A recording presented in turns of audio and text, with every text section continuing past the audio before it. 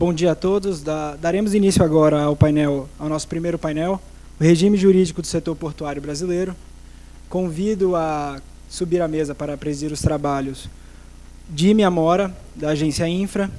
Convido também os painelistas Mário Povia, diretor-geral da Agência Nacional de Transportes Aquaviários, e o advogado Rafael Schwind. Ressalto aos participantes que iremos colher perguntas ao longo do painel, que serão endereçadas aos painelistas posteriormente. Peço que levantem a mão aqueles que desejarem fazê-las e colheremos as perguntas por escrito. Obrigado. Bom dia a todos. Agradeço pela participação, por terem chegado no horário, como pediu o nosso mestre aqui, professor Marçal. E estamos abrindo aqui esse primeiro Congresso Brasileiro de Direito Público com um painel sobre o regime jurídico do setor portuário brasileiro,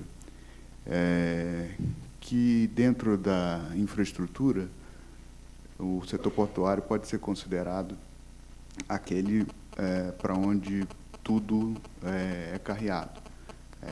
É de lá que, principalmente, chegam as cargas e saem as principais cargas de importação e exportação do país. Então, ele tem papel fundamental no sistema de infraestrutura no Brasil e em qualquer lugar do mundo. E aqui no Brasil, a gente tem vivido, desde a redemocratização, que eu posso chamar de uma série de tentativas de modernizar esse setor, mas que ainda não tiveram o resultado esperado completamente, apesar de alguns avanços. Então, a gente vai falar um pouco sobre isso aqui, sobre como o direito nessa área ele pode ajudar a melhorar Deixa eu trocar de microfone. Será que é esse?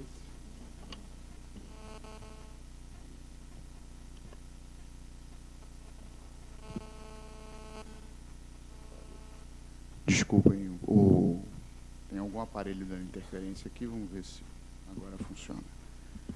Bom, então eu estou aqui com o Mário Povia, que é diretor-geral da ANTAC, nomeado recentemente, e com o Rafael Schwind, que é professor, advogado e doutor pela USP em Direito.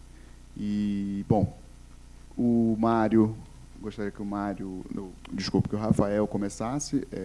Você tem 20 minutos para fazer a sua apresentação. E, em seguida, o Mário fala sobre essa parte. Rafael. Bom, em primeiro lugar, bom dia a todos. É uma grande satisfação estar aqui hoje no primeiro Congresso Brasileiro de Direito Público da Infraestrutura.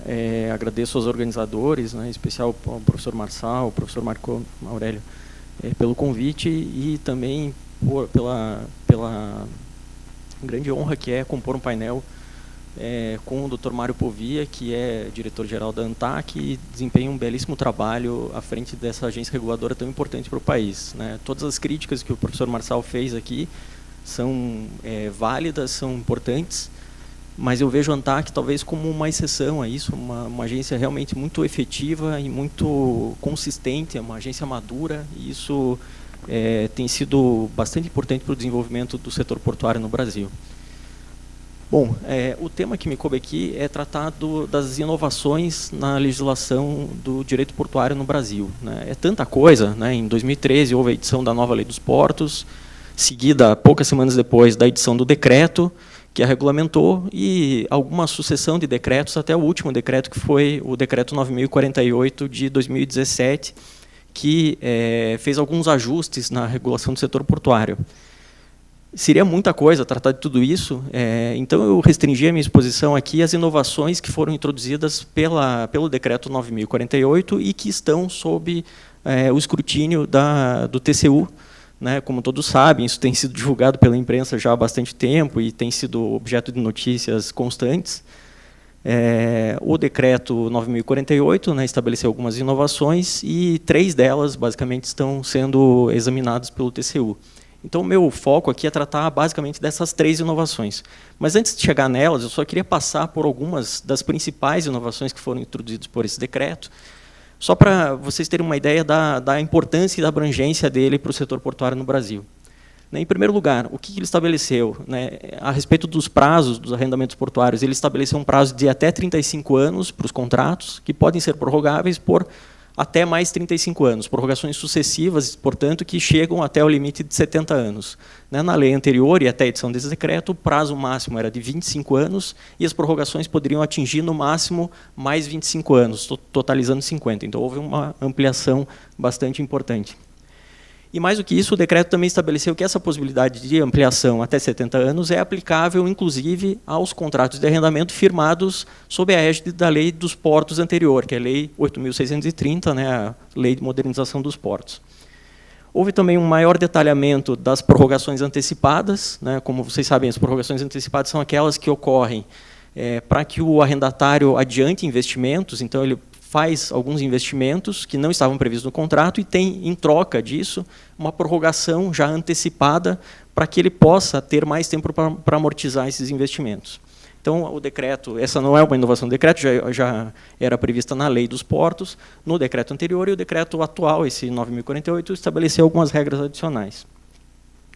Ele permite também que o arrendatário faça investimentos fora da área do terminal arrendado.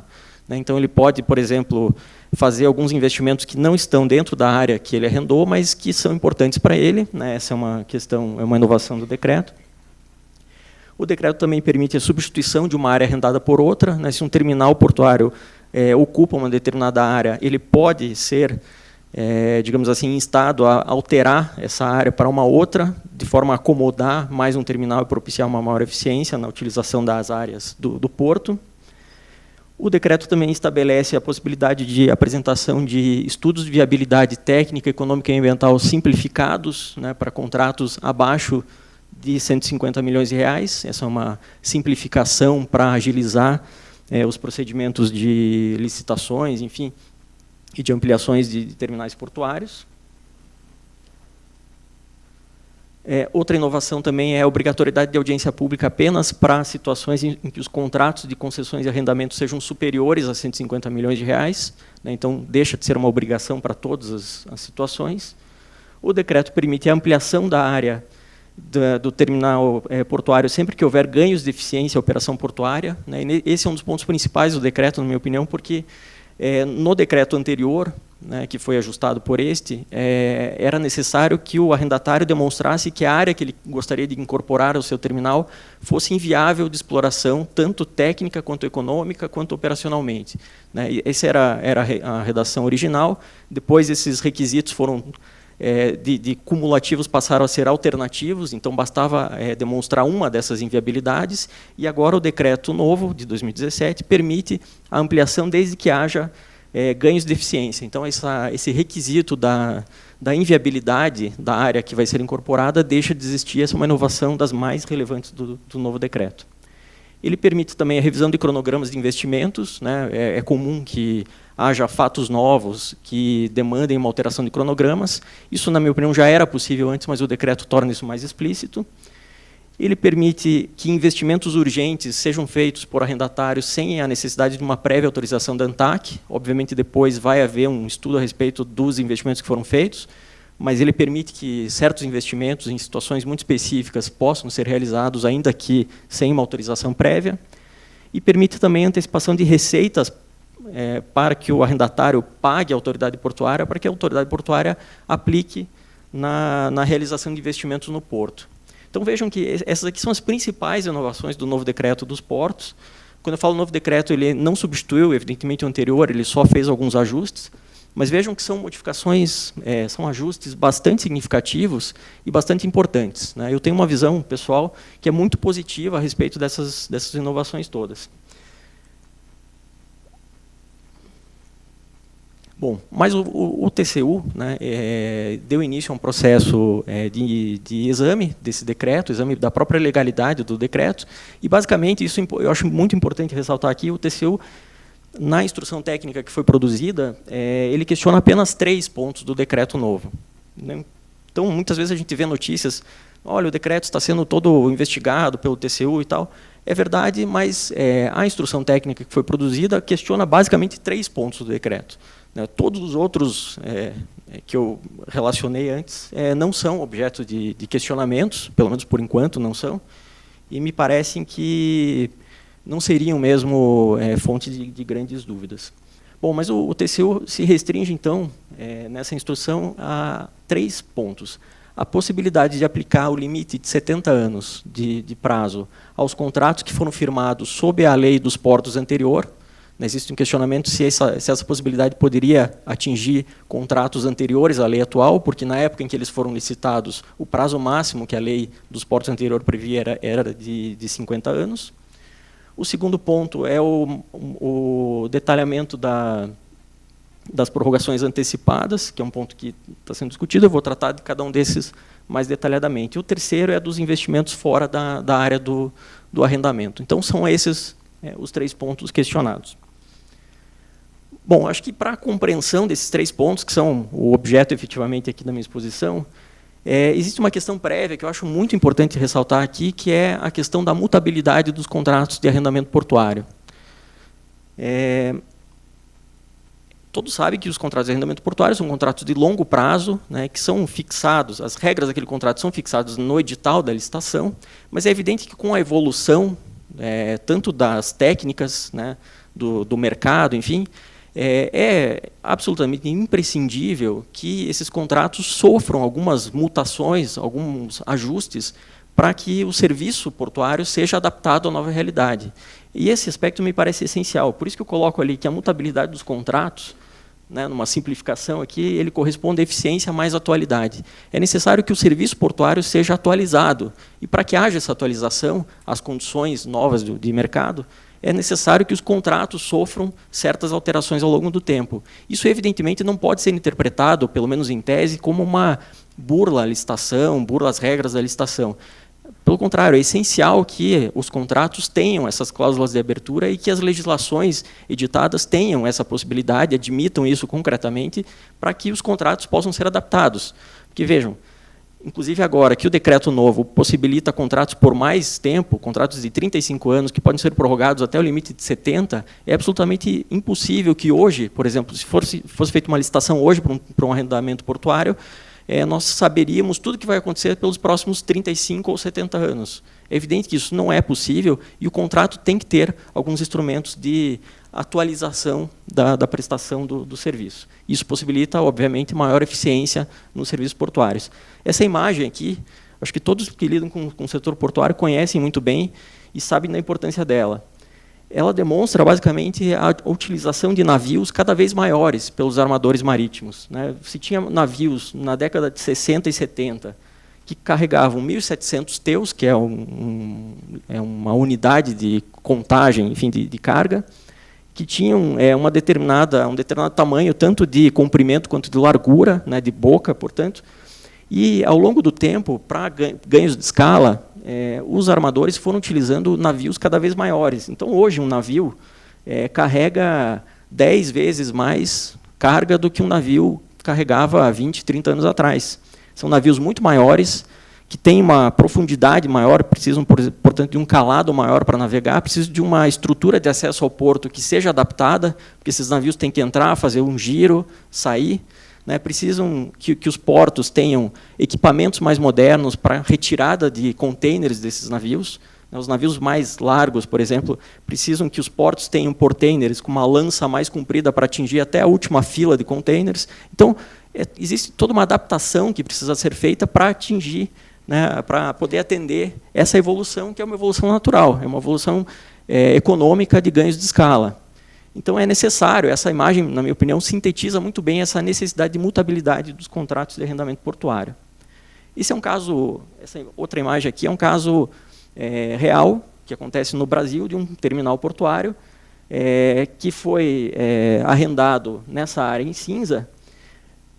Esse arrendamento aconteceu há praticamente 20 anos atrás, né? Na época, os navios que eram utilizados eram navios muito menores, e hoje a situação é essa, né? Existem navios que precisam atracar de um lado, retira-se a carga ou coloca-se a carga, depois ele tem que fazer um giro, atracar de novo, para poder retirar o resto da carga, porque ele não cabe simplesmente no berço de atracação e não existem equipamentos suficientes para retirar a carga dele. Isso não é um caso hipotético, é um caso real. E aqui está a imagem. Essa é a imagem do navio atracado, com uma boa parte dele para fora do berço, que não pode ser atingida. Então, pensem, né, quando eu vejo uma imagem dessas, não sei vocês, mas eu sinto uma certa vergonha disso. Né? Não é possível que a gente não tenha instrumentos jurídicos que possam atender uma situação dessas. Né? Que possa, por exemplo, permitir uma ampliação desse terminal, né? Aí por exemplo, a prorrogação antecipada, né, desse contrato com investimentos adicionais, para que esse terminal possa hoje, não daqui a 10, 20 ou 30 anos, atender esses navios. Porque daqui a 10, 20 ou 30 anos, esses navios vão ser maiores ainda. Né? Então é necessário, é imprescindível que haja mutabilidade dos contratos de arrendamento portuário. Felizmente, esse é um caso real, como eu falei, e o TCU, por exemplo, já permitiu, né, já entendeu como adequada, legal, eficiente a prorrogação. Esse contrato já foi prorrogado antecipadamente, vai haver a ampliação desse terminal e ele vai poder, finalmente, daqui a alguns anos, quando as obras acabarem, vai poder atender esse tipo de situação. Então, o recado que o professor Marçal passou na exposição inicial, enquanto ele falava, eu pensava justamente nesse caso, e foi uma coincidência trazê-lo aqui. É necessário que a gente tenha, que a gente adote práticas que permitam situações como essa. É uma vergonha permitir que isso demore tanto tempo para ser resolvido. Bom, feita essa explicação inicial, eu acho que daí fica mais fácil compreender os 3 pontos que são objeto de questionamento pelo TCU. O primeiro deles é a aplicação do limite de 70 anos a contratos firmados na vigência da Lei dos Portos anterior. Né? Basicamente, a instrução técnica do TCU, e eu ressalto que não houve uma decisão final do TCU, houve só uma instrução técnica, né? Não houve ainda decisão propriamente.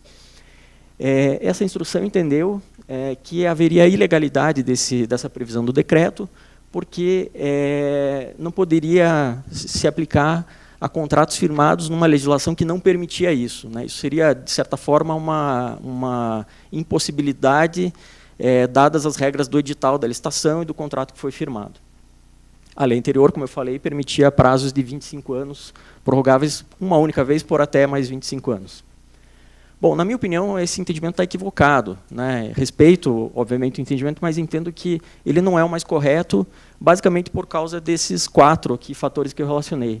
Em primeiro lugar, a lei atual não prevê essa limitação de 25 anos prorrogáveis por até mais 25. Essa era uma limitação que, inclusive, existia na medida provisória 595, né, que foi editada e depois convertida na atual Lei dos Portos, mas, na conversão, esse dispositivo foi vetado pela então presidente. Sendo vetado, é impossível dar alguma força normativa a esse veto, ou, enfim, o dispositivo existia, é verdade, mas deixou de existir quando esse dispositivo foi vetado na conversão da MP em lei. Então, não me parece adequado interpretar o decreto atual com base num veto, né, com base num dispositivo que foi vetado. Outro ponto que eu acho, já abordei os 2 primeiros, eu acho interessante aqui destacar que a nova Lei dos Portos ela promoveu uma verdadeira ruptura no setor portuário, uma ruptura no marco, ela criou um novo marco regulatório do setor portuário, e isso torna ainda mais necessário que haja adaptações. Então, se a expansão do prazo de um contrato é uma medida interessante, por que não aplicá-la a contratos que foram firmados, é verdade, sob a lei anterior, mas que permanecem e permanecerão ainda vigentes, muitos deles por décadas ainda. Então, não me parece fazer muito sentido restringir tanto a interpretação desse dispositivo. E, evidentemente, vejam, me parece essencial dizer aqui que em cada caso concreto, né, cada prorrogação que vai ser feita vai ser objeto de justificativas técnicas, econômicas, que são, obviamente, submetidas a órgãos de controle. Então, simplesmente a possibilidade em tese prevista no decreto não afasta a possibilidade, evidentemente, de controle concreto.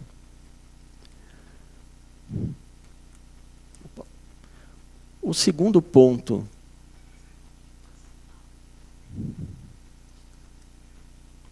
é o dos investimentos fora da área do arrendamento. Né?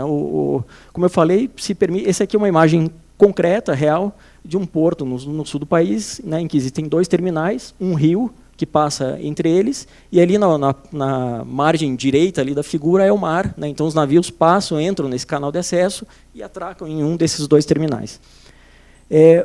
Esse caso específico, ele tem vários problemas, porque existe uma grande dificuldade de dragagem desse rio, né, então existe um assoreamento muito grande, o responsável pela dragagem é a autoridade portuária local, que simplesmente não consegue fazer a dragagem, porque faz licitações e não aparece ninguém, demora muito, né, enfim, é um problema sério que atinge esses 2 terminais e outros terminais menores que existem na região. O que o decreto novo permitiu? Ele permitiu que, por exemplo, né, essa é uma situação, o decreto não chega nesse detalhe, mas eu entendo que seria viável, que, por exemplo, os arrendatários, né, e, enfim, os terminais da região pudessem, por exemplo, custear, de certa forma, a dragagem desse canal, por que não? Né, ou custear outros investimentos de acesso, porque, afinal, eles são os beneficiados por esse acesso. Né, e se eles têm melhores instrumentos e mais capacidade de fazer esses investimentos, por que não permitir que eles façam e depois sejam, de certa forma, ressarcidos por isso? Essa é a inovação do decreto. O TCU entendeu, esse parecer técnico, que o arrendatário, nessa situação, ele passaria a se dedicar a outras atividades, descuidando da sua própria atividade, e entendeu também que essa seria uma obrigação do poder público que não pode ser transferida para o particular. No meu entendimento, isso é equivocado. Né? Em primeiro lugar, não existe uma vedação legal a isso, né? Então, evidentemente, o decreto não pode simplesmente repetir a lei, ele inovou, sim, não tem uma previsão legal expressa, mas não vejo uma ilegalidade nisso. A lógica é uma maior eficiência na execução dos investimentos, né, porque não o particular fazer esses investimentos quando ele é o maior interessado. Né, isso é uma questão de alocação de incentivos, né, alocar uma responsabilidade naquele que tem o maior incentivo para fazer aquele investimento. Né. Me parece exagerado o argumento de que o arrendatário vai deixar de investir na sua própria área para investir fora. Né, ele vai cuidar também do seu arrendamento, né, não tem sentido ele trocar uma coisa por outra, ele vai ter que fazer as 2 coisas de forma eficiente. E, evidentemente, a possibilidade de reequilíbrio que isso gera vai ser objeto de controle, né, e não vai, só por isso, dar margem a qualquer problema de ilegalidade, enfim. E o terceiro ponto é a substituição de uma área por outra. Aqui eu criei um caso hipotético, porque desconheço realmente se isso já foi feito no Brasil. Mas imaginem que esse é um porto, e essa aqui é a imagem do Porto de Santos, e que existam 2 terminais do mesmo arrendatário, né, marcados ali em amarelo, e um outro terminal no meio de um terceiro arrendatário, ali marcado em vermelho, inclusive um espaço ali entre um terminal e outro, que por algum motivo, quem trabalha com porto sempre sabe que isso pode acontecer, ficou ali sem um arrendamento. O que o decreto atual permite? Permite, por exemplo, que o mesmo arrendatário, né, que possui essas 2 áreas em amarelo, ele possa reuni-las de um lado, né, ou seja, haveria uma troca de áreas, de forma que o arrendatário vermelho passaria para a direita, ou, enfim, para algum outro lugar do porto, e com isso, em vez de se ter 2 terminais, com aqueles amarelos ali que são menores, né, esse terminal seria maior e teria maior capacidade, maior maleabilidade de gestão. Basicamente é isso que o decreto permite. O que o TCU entendeu, essa instrução técnica? Que não existe previsão legal a respeito disso, portanto o decreto não poderia estabelecer isso, e entendeu que isso poderia causar uma desnaturação dos contratos de arrendamento. Eu acho que aqui se aplicam muito bem aquelas afirmações que eu fiz no início a respeito da mutabilidade. Né? É necessário que haja essa mutabilidade, porque se é mais eficiente fazer essa troca de áreas, e se todos os arrendatários estão de acordo, por que não fazer isso? Me parece que é a resposta mais adequada para uma utilização mais eficiente das áreas dos terminais portuários, que são áreas públicas, e que precisam de eficiência na sua gestão. Né? Não existe vedação legal, por outro lado, então eu não entendo que isso seja uma ofensa à lei. Existem muitas vezes questões de zoneamento do porto, é muito comum que o zoneamento do porto seja alterado e um tipo de carga que era movimentada em uma determinada região passa a ser movimentada em outra, então até por esse motivo é necessário que haja alterações de áreas. Né? As partes podem concordar e, portanto, não vejo nenhuma ilegalidade nisso, os cálculos de reequilíbrio vão ser feitos e isso vai ser resolvido em cada situação concreta. Bom, para encerrar, eu sei que meu tempo já está se esgotando aqui, já esgotou, eu só queria trazer aqui, mencionar muito brevemente algumas visões que eu vejo para o futuro da regulação do setor portuário no Brasil, e que acho essenciais. Né? Assim como eu falei aqui e defendo que o decreto novo trouxe inovações que são muito significativas e muito boas, falta muito ainda para evoluir, e não só em termos de legislação, mas principalmente em termos de prática, né, como o professor Marçal até falou na sua exposição inicial. A primeira delas é a redução das formalidades. Hoje, um terminal portuário, para fazer uma expansão, ele gasta 7, 8, 10 anos lidando com várias autoridades de vários setores para poder fazer uma expansão, que é, na verdade, um investimento privado numa área pública. Isso é inviável. É inviável que, no Brasil, um terminal leve 10 anos para ter aprovado um projeto, porque a obra, depois que ele vai fazer, muitas vezes leva 6 meses, 1 ano. Então, vejam, o Brasil, nesse ponto, me parece, ele maltrata muito o investidor, muito mal, né, o investidor, e é necessário que haja mecanismos para isso, por exemplo, estudos simplificados. É evidente que um arrendamento de um armazém tem que ser mais simplificado, mais simples e mais ágil do que um arrendamento de um terminal portuário. Mas mesmo num terminal portuário complexo, as coisas têm que evoluir com mais celeridade. É impossível manter o ritmo que as coisas andam atualmente. Simplificação dos procedimentos, e aqui eu falo num assunto que me parece muito importante, que é a conferência de serviço, que existe em alguns países, por exemplo, na Alemanha, em que, para aprovar um investimento de infraestrutura privado, se reúnem todas as autoridades, Ministério Público, que existe lá, as autoridades federais, estaduais, municipais, órgãos ambientais, agências reguladoras, todas elas se reúnem em torno de uma mesa e vamos discutir esse projeto aqui e definem se aquilo lá vai para frente ou não. Podem fazer reuniões sucessivas, mas é importante colocar todos eles em torno de uma mesma mesa para decidir e simplificar e agilizar esse procedimento. No Brasil, o particular fica passando de porta em porta, de autoridade em autoridade, aprovando, e quando ele chega lá no final, existe algum empecilho, tem que voltar para o começo. Então, parece aqueles jogos de tabuleiro que você volta de 2 casas, vai e volta. Isso é impossível, não dá para funcionar assim. E a conferência de serviço me parece um instrumento interessante que poderia ser aplicado no Brasil. Contratos maleáveis, já falei bastante a respeito disso. Me parece também que é o caso de repensar o conceito de movimentação mínima contratual, né, o MMC, que tem gerado discussões judiciais nos últimos tempos. Os terminais hoje têm uma estrutura de mercado que é absolutamente diferente com a nova lei dos portos. Terminais privados podem movimentar cargas de terceiro e não me parece fazer sentido que um terminal público tenha as mesmas metas de movimentação que tinha antes, quando a estrutura de mercado era absolutamente diferente. E vejo também como um problema a ser enfrentado nos próximos tempos a questão da maior complexidade das questões concorrenciais no direito portuário. Muitas vezes no direito portuário o que acontece é que, por exemplo, o usuário de um terminal portuário é concorrente daquele terminal, porque ele é, por exemplo, um grande grupo de navegação que possui outros terminais retroportuários ou terminais portuários, e muitas vezes existe aqui no setor portuário essa figura que eu chamo do usuário concorrente. Muitas vezes a gente costuma imaginar o usuário como aquele hipossuficiente na relação com o concessionário, mas no direito portuário isso é uma visão que, na minha opinião, tem que ser feita com reservas. Bom, são essas as questões. Acho que acabou aqui a minha apresentação. Eu agradeço pela atenção e fico à disposição para os debates. Muito obrigado.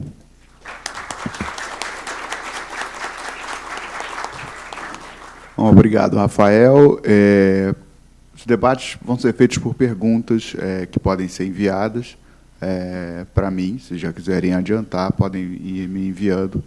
E eu gostaria de convidar o Mário, diretor-geral Mário Povia, diretor-geral da ANTAC, para que ele possa fazer a exposição. Mário. Bom dia a todos. Queria, primeiramente, agradecer e parabenizar o professor Marçal pela iniciativa do evento, muito interessante. Agradecer o convite, doutor Marco Aurélio, um prazer estar aqui.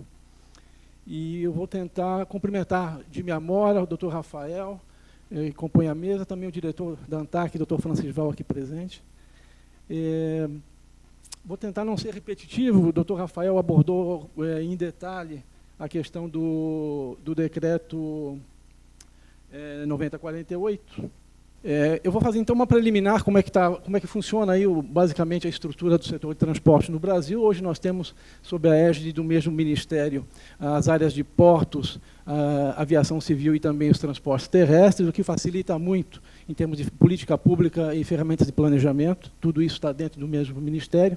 À esquerda, o braço regulatório do setor, não do Ministério, mas do setor. Lembrando que as agências são órgãos de Estado, elas possuem uma vinculação que não é hierárquica com o Ministério, mas sim uma vinculação em implementar a política pública. Então, as 3 agências, aí, a NTT, a ANAC e a ANTAC, e no lado direito, o braço executivo do Ministério, através de autarquias e de empresas públicas, né, que realizam efetivamente obras ou gestões. Eu chamo a atenção aqui para a DENIT, VALEC, na área terrestre, para a Infraero, no setor aeroportuário, e para as administrações portuárias, que nós chamamos de companhias docas federais, e algumas outras autarquias estaduais que fazem a gestão dos portos, porque nem todos os portos estão ligados diretamente à União hoje, há portos conveniados a estados e municípios.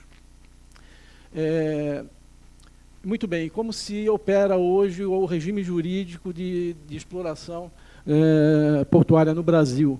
Nós temos, então, um regime público, dentro do que a gente chama de porto organizado, não é?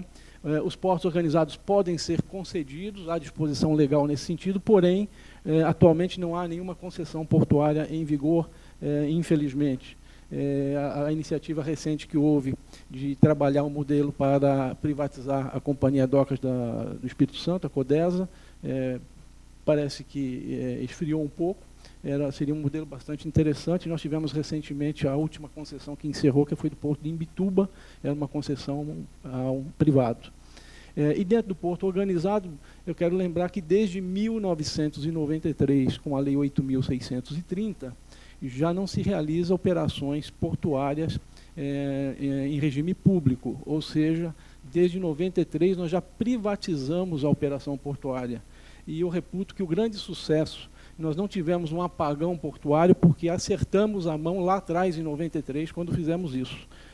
Se hoje o setor portuário responde bem, e eu vou abordar isso um pouquinho mais adiante, às demandas, é porque lá em 93 nós tiramos uma série de ineficiências do setor ao afastar a operação por entes públicos e privatizando-as.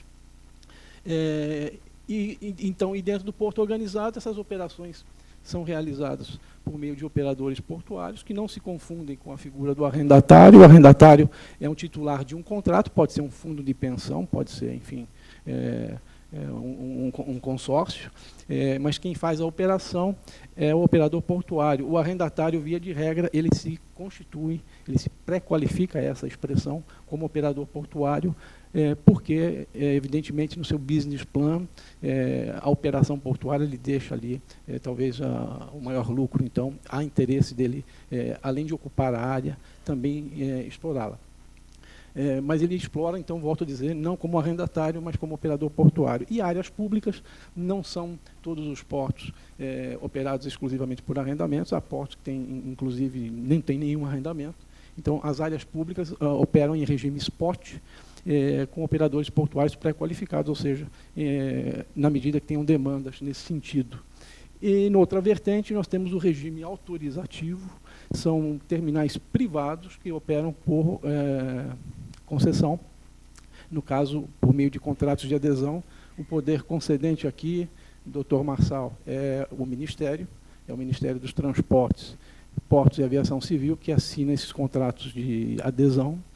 Contudo, toda a instrução processual é feita na agência reguladora, do ponto de vista de atendimento às exigências, inclusive a norma para a outorga é editada pela agência reguladora, que evidentemente depois vai acompanhar, vai fiscalizar, vai regular esses instrumentos contratuais, como o faz também por meio nos portos organizados. Eu não sei se citei, mas é o contrato de arrendamento ali que dá, então, que conforma o terminal portuário, o porto organizado em terminais portuários. Cada contrato de arrendamento constitui um terminal portuário. Então, dentro do porto organizado, o arrendatário explora a área por meio de contrato de arrendamento e na outorga por meio de contrato de adesão, no caso aqui em área privada, ou seja, ele é dono do porto. E aqui temos os regimes: terminais de uso privado, estações de transbordo de carga, ITC, instalações de turismo, e o IP4, que nada mais é que uma instalação portuária pública de pequeno porte. São terminais hidroviários, em geral, instalados e operam na região amazônica. esses todos em regime autorizativo. Lembrando que tanto nos contratos de arrendamento quanto nas autorizações, esses empreendedores operam em regime de preços livres, quando muito há uma tarifa de serviço que, na verdade, é um price cap, já modelado em edital, por conta de talvez terminais mais dedicados a celulose, a veículos, alguma coisa nesse sentido, mas não há uma regulação de preços. Há, sim, na matriz de risco, se o empreendedor conseguir performar melhor, ele absorve os ganhos, e se não performar bem, ele absorve os prejuízos. Nós tivemos vários anos aí o setor portuário com grande atratividade, ninguém nunca bateu a porta aqui pedindo reequilíbrio. Mas veio a crise agora, não é? E começam a bater a porta querendo reequilíbrio, mas aí é na alegria e na tristeza, né? Nós que tanto defendemos o modelo, junto ao TCU, nas vacas gordas, né? Falando, não, o terminal tem direito de ficar com esse lucro, também defendemos agora, né? Agora tomamos a pecha de sermos rigorosos, né? Mas isso, é na alegria e na tristeza. Felizmente, parece que a crise está indo embora, talvez seja só o caso de reperfilar, eventualmente, esse pagamento para a autoridade portuária, com juros e correção, evidentemente, mas parece que essa página está virada e, felizmente, mantivemos um modelo que, a nosso juízo, ele é atrativo, tanto do ponto de vista da exploração por meio de contratos de arrendamento, quanto no regime de contrato de adesão autorizativo, muito embora se discuta muito acerca de assimetrias de um modelo e de outro, elas existem efetivamente, é da essência de cada exploração, mas, volto a dizer, reputo como atrativos para ambos os casos. Bom, isso é um pouco da atuação da ANTAC, eu não vou ficar por aqui. Na navegação, doutor Marçal, nós somos poder concedente, nós é que damos as outorgas para as empresas brasileiras de navegação. Até hoje não tivemos problema, isso é tratado em superintendências distintas na agência. A superintendência de outorgas, ela trabalha na análise e dos instrumentos aí no caso, termos de autorização, e a superintendência de fiscalização e a superintendência de regulação autonomamente fazem aí o day after dessas outorgas. Muito embora, se falarmos de contrato de arrendamento, sim, aí eu entendo que seria realmente muito complicado a agência celebrar o contrato de arrendamento e imediatamente fazer regulações, inclusive tratando de questões dos chamados casos, aspas, casos omissos, né, sendo parte do contrato. Inclusive, defendo que nem o Ministério dos Transportes deveria ser parte desse contrato, dado que ele não recebe os proventos desse contrato, tampouco disponibiliza a área, dado que há uma companhia docas aí no meio do caminho, mas essa atecnia da lei foi discutida largamente antes da medida provisória, nós ficamos vencidos nesse processo, e isso tem dado uma grande demanda ao Ministério, vamos dizer, fazer a gestão desses contratos, um Ministério que está evidentemente conformado para formular política pública e ferramentas de planejamento. Gerir contratos não tem estrutura para isso, e as docas ficando aí ociosas, né, com elementos humanos, com recursos humanos disponíveis nesse sentido. Mas isso é um dos problemas que também o doutor Marçal citou aqui, dentro da burocracia dessas questões que nós vamos ter que enfrentar mais cedo ou mais tarde, e que envolve ainda uma coisa muito maior, que é o ambiente de negócios no Brasil. Nós vamos muito mal obrigado nessa seara. Aqui um pouco do nosso programa de parcerias de investimento. Me parece que foi uma grande medida, uma grande oportunidade que o governo encontrou de colocar os órgãos para conversar, de alinhar esforços e dar prioridade em investimentos. O doutor Rafael colocou com muita propriedade, nós estamos maltratando muito o investidor no Brasil, o investidor de infraestrutura, com uma burocracia exacerbada, com uma demora nas respostas, e não bastasse isso, depois que ele tem todas as autorizações no âmbito da concessão, ele vai enfrentar aí licenciamento ambiental, vai enfrentar impugnações, denúncia de concorrentes, isso tem ocorrido muito.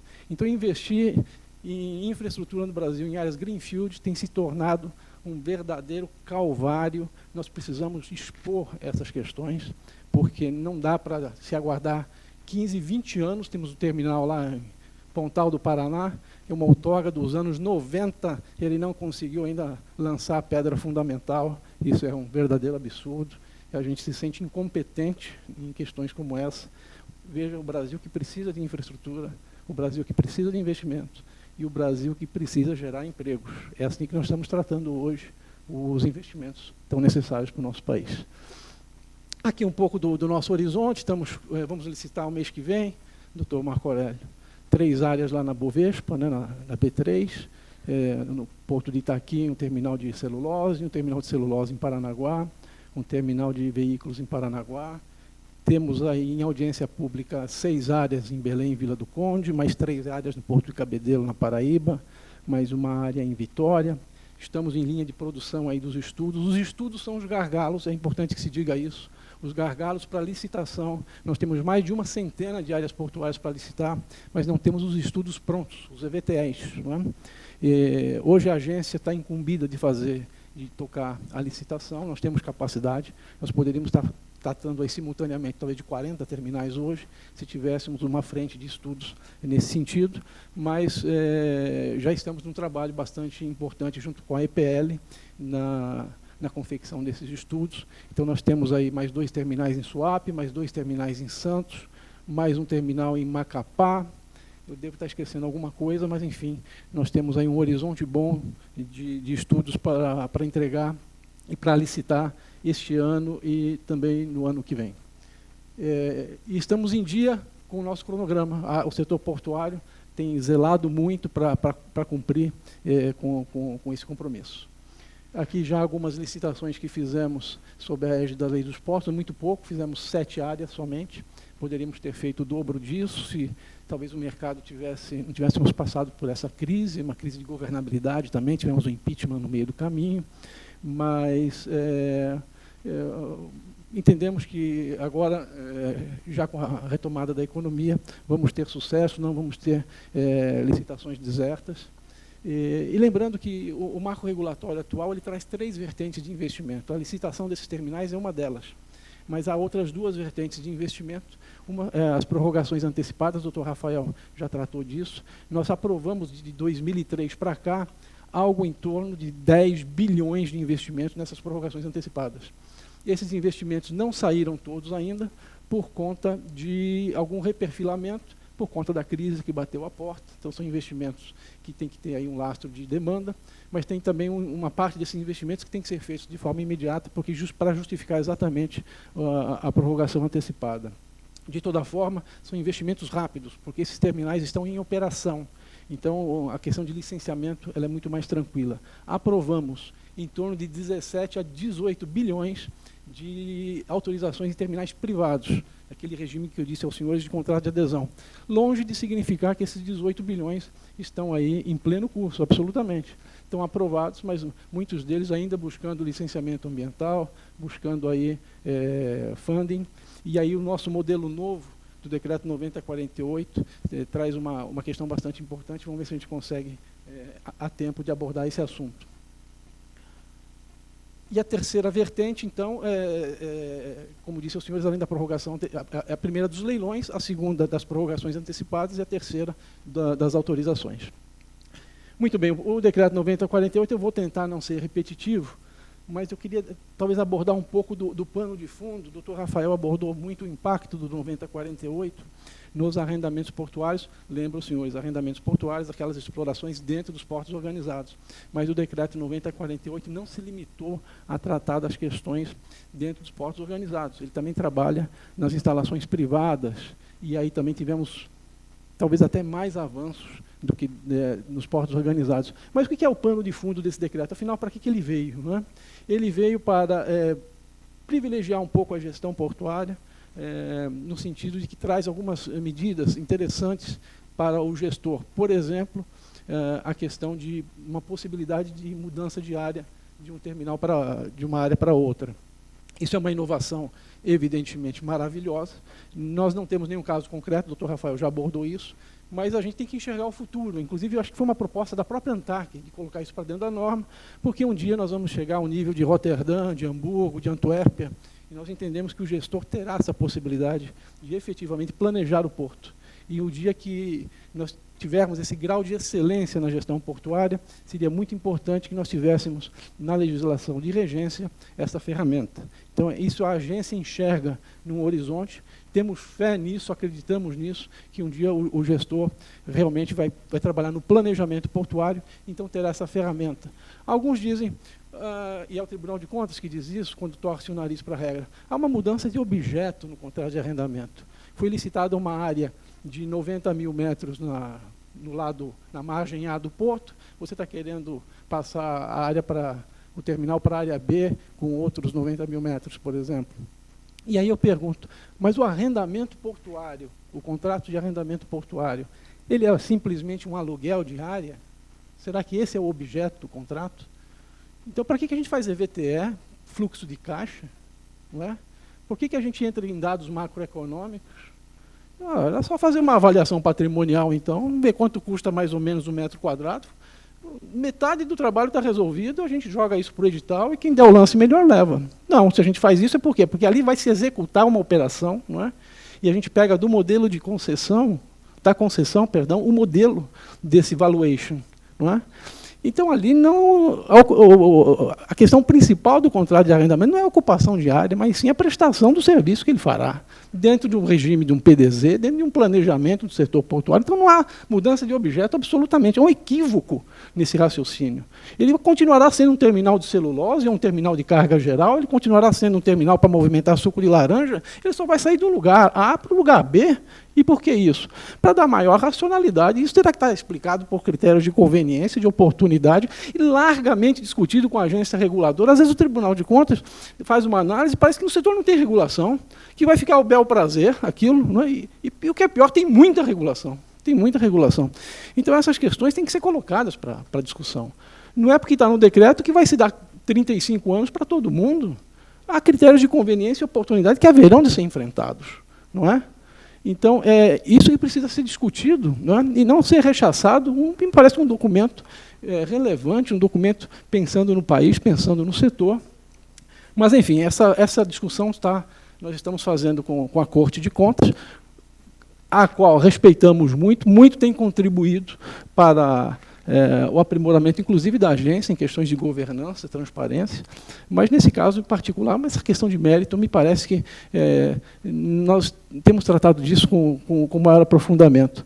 E, dentro do pano de fundo ainda do decreto, buscar segurança jurídica, nós estamos trazendo para o decreto o dia a dia, né? Quando a gente propõe incluir no decreto a questão do investimento fora do arrendamento, é porque já aconteceu em algum momento isso. Tá certo? Em algum momento a agência já enfrentou, provavelmente já autorizou, e teve que justificar e enfrentar pareceres da AGU, dizendo, olha, não há disposição legal.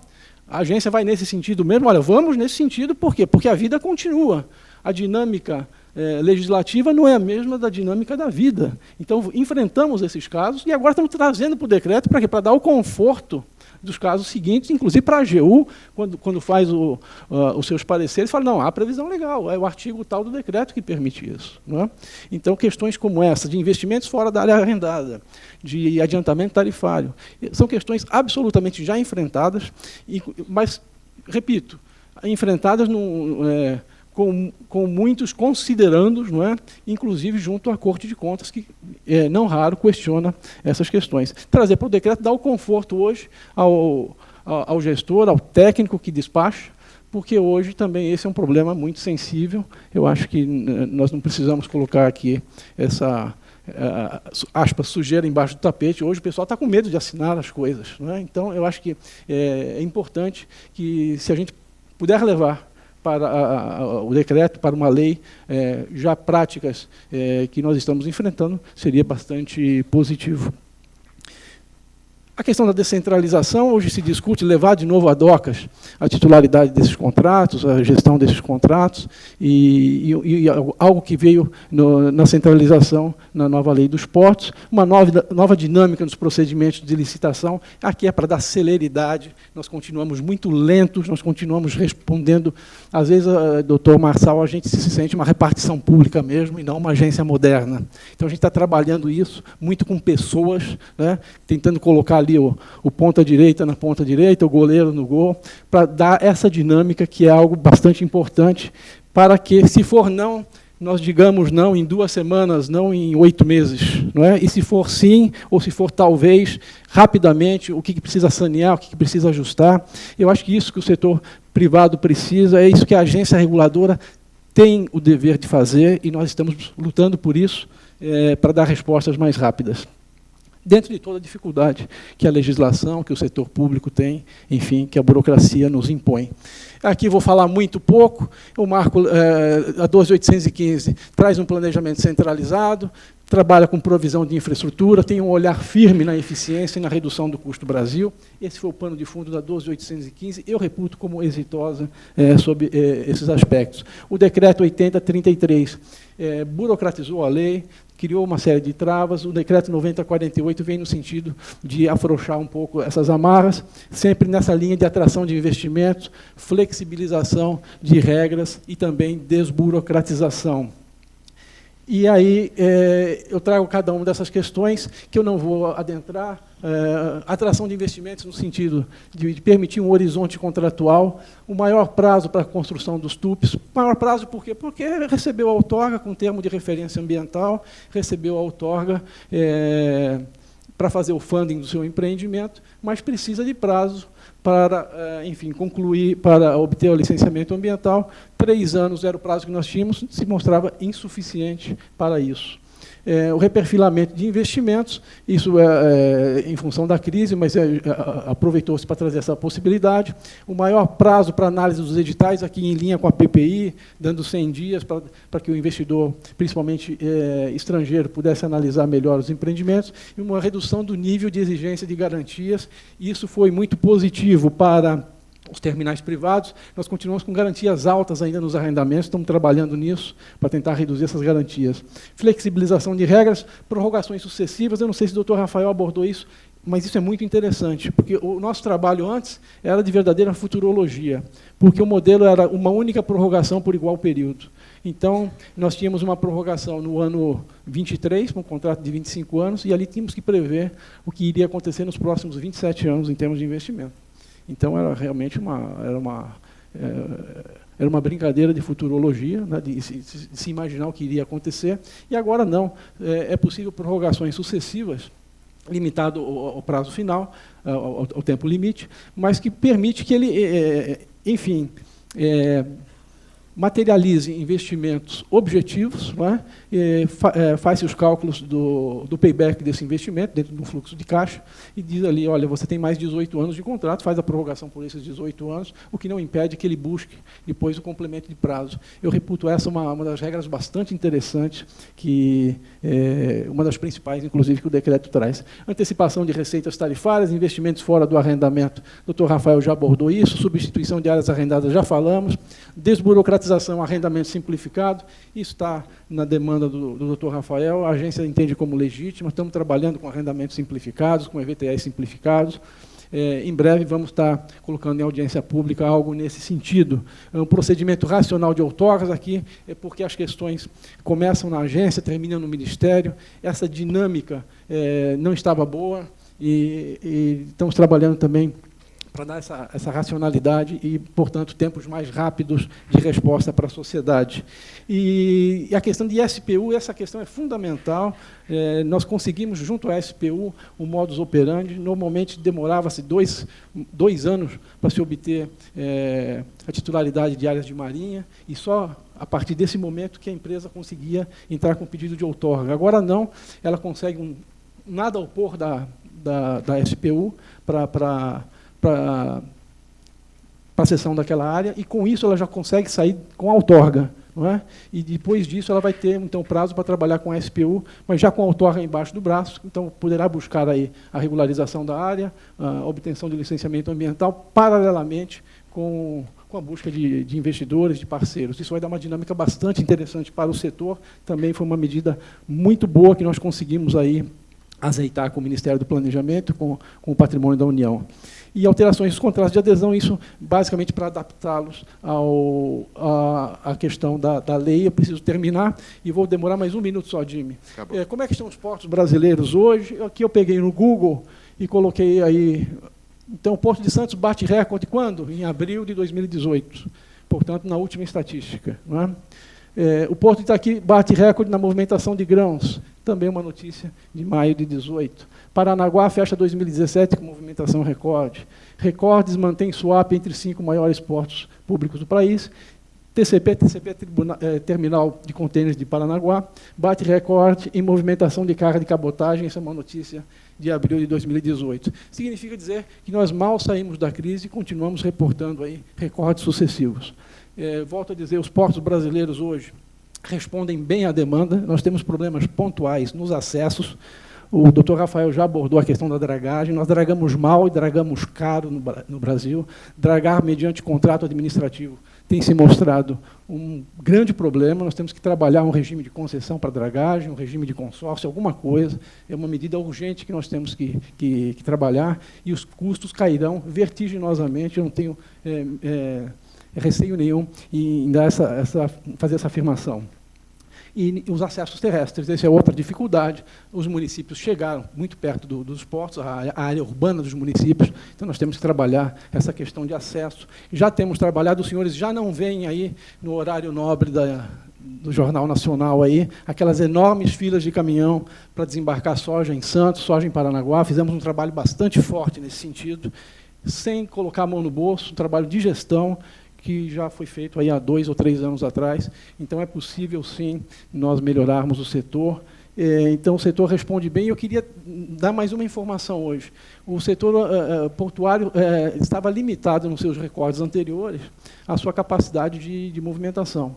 Hoje, não. Hoje, o setor tem capacidade ociosa e ele está limitado a bater recordes pela própria demanda. Então, hoje, vamos dizer, a carga encontra o setor portuário pronto para fazer a sua movimentação. E, por fim, essa é uma lâmina que eu costumo colocar nas apresentações que eu tenho feito, basicamente para sinalizar para o mercado o que está no horizonte da agência hoje, o que se passa na agência. É a defesa da segurança jurídica, estabilidade regulatória. Isso são questões caras às boas práticas regulatórias.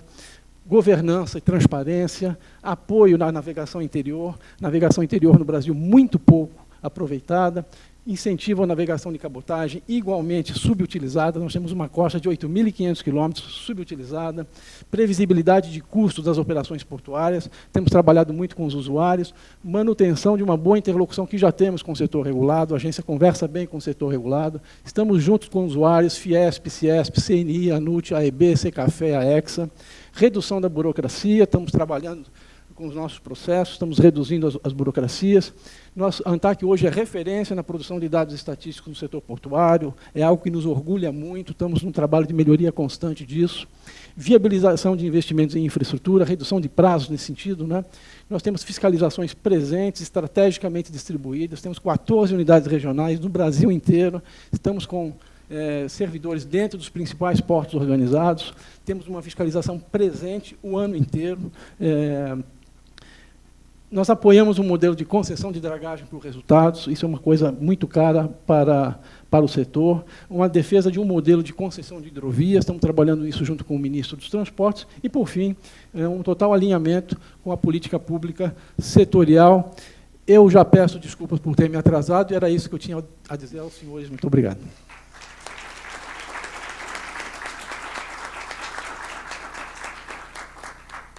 Bom, obrigado, Mário. Obrigado, Rafael. Para que a gente possa ter a próxima mesa entrando no horário, eu vou passar as perguntas aqui que foram enviadas para o Mário, para o Rafael, e, enfim, eles podem responder depois aos que se identificaram.